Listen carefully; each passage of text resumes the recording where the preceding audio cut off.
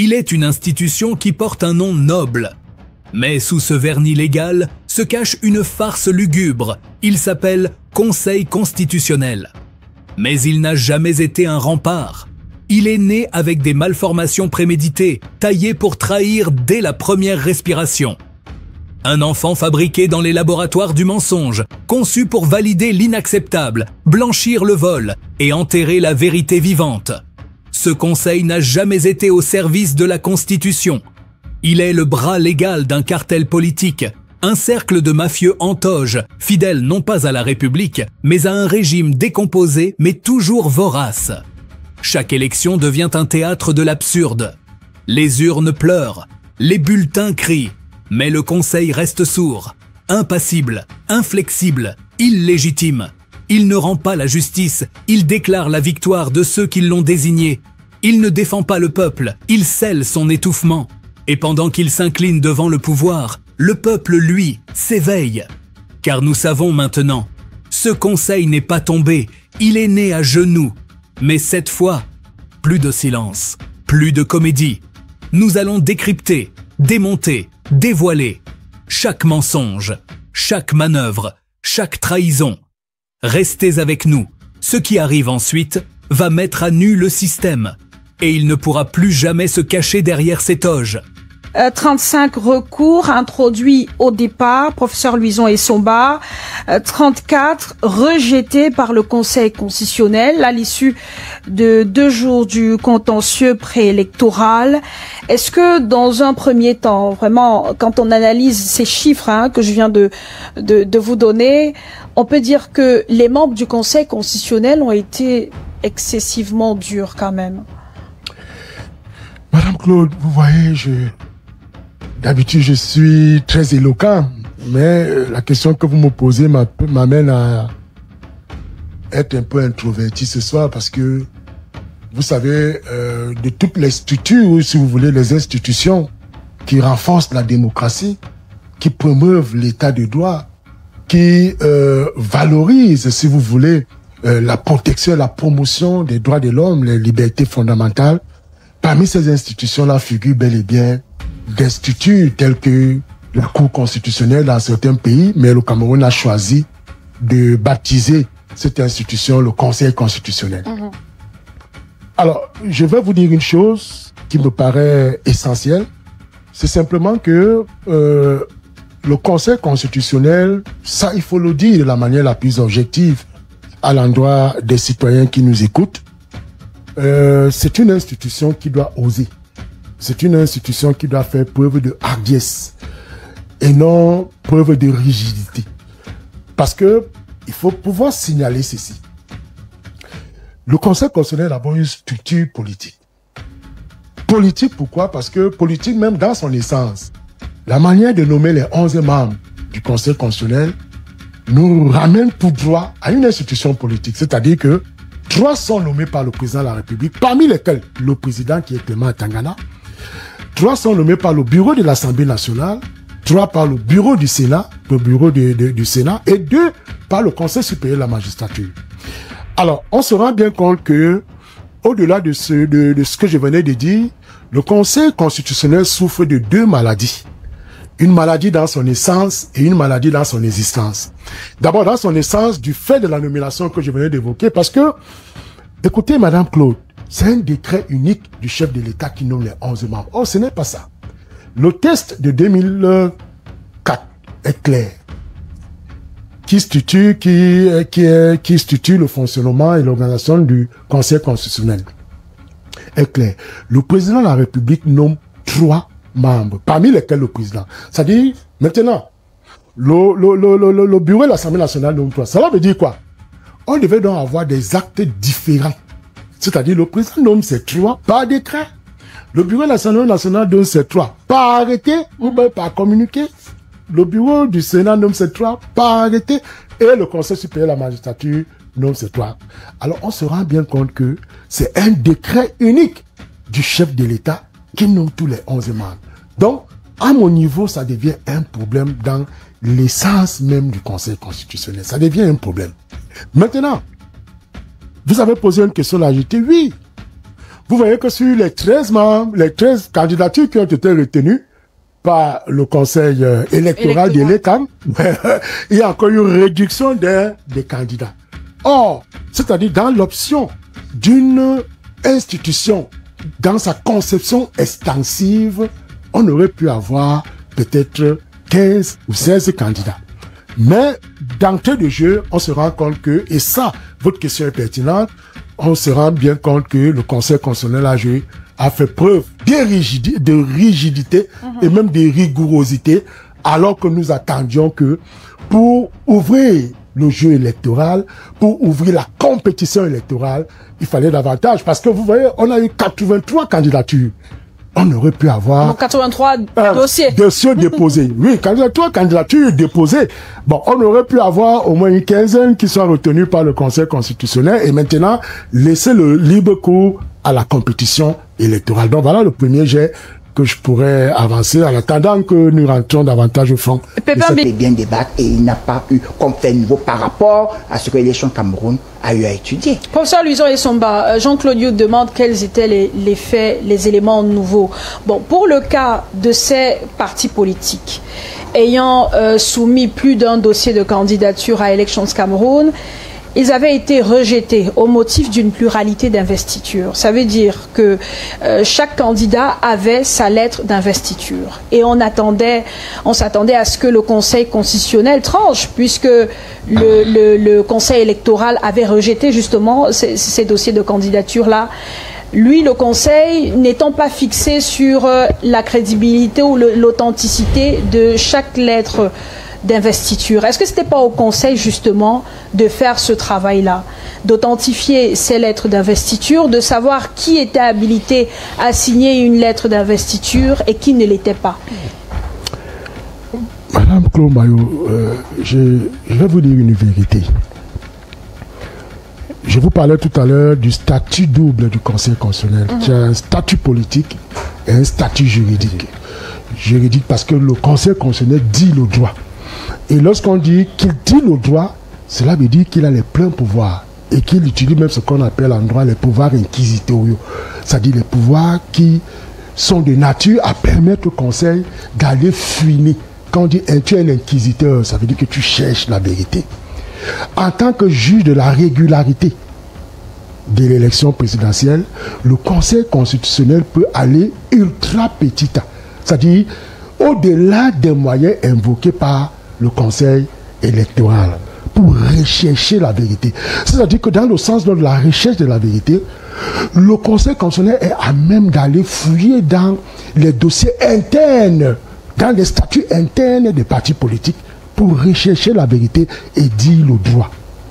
C'est la raison pour laquelle vous avez suivi, peut-être que M. Youd était en train d'arriver, il ne m'a pas suivi dans le premier jet, où j'indiquais que le Conseil constitutionnel, dans sa posture justement d'organe politique, au-delà de ça, mais d'organe juridictionnel qui cherche, qui dit le droit, et donc peut aller dans ce que j'appelle une conception extensive de son rôle juridique. C'est-à-dire que je recherche la vérité, Madame Claude. Qu'est-ce que je fais? Je m'approprie les tests internes des partis politiques. J'essaie de rechercher la vérité. Parce que c'est de ça qu'il était question. Madame, c'est une institution qui mérite d'être crédibilisée. Parce que, je veux vous dire une chose. Vous avez vu, il y a une vidéo qui est devenue virale où il y a deux messieurs qui escortent le président du Conseil constitutionnel, Clément Atangala. Et j'ai une fillette de 5 ans à la maison qui me dit, papa, voilà le père irrécevable. Donc vous voyez un peu l'image, ma fille a 5 ans, Mégane. Elle me dit, papa, voilà le père qui dit toujours irrécevable. Donc vous voyez un peu l'idée, ce n'est pas une question de sentimentalisme. Ce n'est pas une question d'avoir pitié de tel ou de tel.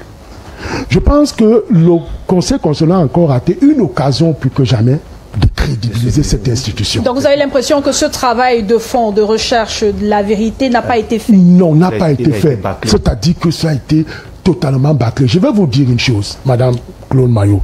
Moi, je suis professeur d'université. Je défends les institutions. J'ai une production scientifique sur la question du Conseil constitutionnel où je dis que cette structure souffre de deux mots. Un mal d'existence est un mal d'existence. Essence d'abord par, comme je l'ai évoqué tout à l'heure, la manière de nommer les membres et existence dans leur manière de fonctionner. Parce que je vais vous dire une chose. Quand on ramène le mandat des membres du Conseil constitutionnel à 6 ans, au lieu de 9 ans comme c'était prévu, vous convenez avec moi qu'il y a un problème. Or, toutes les structures des conseils constitutionnels ou cours constitutionnels, les membres ont une existence à vie. C'est-à-dire qu'ils sont d'abord protégés du fait de leur permanence. C'est-à-dire qu'il suffit de mourir pour que tu ne sois plus membre. Et ça permet de sorte qu'ils jouissent d'une indépendance absolue. Or, quand vous lisez les tests, le décret de 2004 qui organise dit que ces structures-là ne doivent recevoir ni d'ordre, ni d'instruction.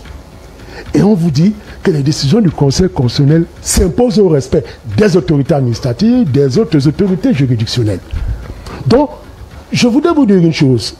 Monsieur Youth fait très bien d'évoquer les autres cas, mais le cas du RDPC. Pas le Conseil électoral, mais également, certainement pas le Conseil constitutionnel. Donc, vous voyez donc que le Conseil constitutionnel, dans ce cas, n'a pas eu besoin de pouvoir s'étaler pendant très longtemps pour essayer d'estiper les mauvais dossiers qui sont une fois de plus arrivés sur sa table. Bon, maintenant, nous sommes au regret de savoir que, comme disait le professeur Luison tout à l'heure, entre la rigidité et la souplesse dont la plupart des personnes s'attendaient, parce qu'en réalité, le Conseil constitutionnel, c'est l'instance suprême du juridictionnel de notre État. Donc, lorsqu'il y a quelques manquements au niveau de la base, parce que le Conseil électoral n'est pas un organe juridique, c'est un organe organisationnel d'une structure administrative. Donc, l'organe qui est au-dessus du Conseil électoral, dans ce contexte-ci, c'est le Conseil constitutionnel. Mais malheureusement, la plupart des observateurs s'accordent à dire que elle n'est pas allée, ce Conseil, pour moi, n'est pas allé au fond des dossiers qui lui ont été présentés. Peut-être avait-il des recommandations déjà édictées, peut-être avait-il un objectif déjà préétabli, mais on se rend compte que le contentieux a été rapidement vidé, et le fait qu'il a été rapidement vidé a laissé une tâche indélébile au sein de l'opinion, notamment avec les dossiers de recalés de l'UPC et du Manidem. Objectif sur ce plateau. Alors, cela veut dire que, pour ma part, les juges, les membres des sages du Conseil constitutionnel auraient pu jouer aux équilibristes et jouer à la hardiesse dans le sens de la crédibilité de cette... En faisant comment? Mais en retenant la candidature, justement, les candidatures querellées en leur demandant, comme on l'a dit, ou de faire une jonction, mais d'essayer de rentrer, comme je l'indiquais tout à l'heure, dans les statuts internes. Et c'est là où on devait comprendre. Dans le cas du Manidem, et il fait bien de le souligner. Avant d'entrer dans les cas spécifiques, Pépin Bikaï, le Conseil constitutionnel, les membres du Conseil constitutionnel, est-ce qu'ils n'exploitent pas les éléments qui sont mis à leur disposition? Prenons le cas des statuts des partis politiques ou la situation dans les partis politiques. On sait que c'est le ministère de l'administration territoriale qui a l'ADN des partis politiques, donc qui est habilité à dire qui est le président, qui peut signer une lettre d'investiture, qui ne peut pas. Est-ce qu'il a écouté? Est-ce que ce document dont dispose le MINAT a été transmis au Conseil constitutionnel?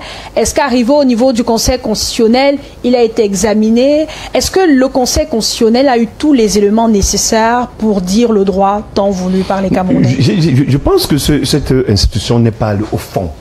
Parce que si cette institution exploite les éléments mis à sa disposition, c'est une erreur. Et sur la base du droit, de la jurisprudence rendue, ces derniers jours, on a comme l'impression que le Conseil constitutionnel a exploité les éléments mis à sa disposition, et de la part du MINAT et de la part des avocats du MINAT. Bon, maintenant, si le Conseil constitutionnel, comme disait le professeur Luison tout à l'heure, tenait compte de l'historicité temporelle ou atemporelle de la vie des partis politiques, on n'en serait pas là.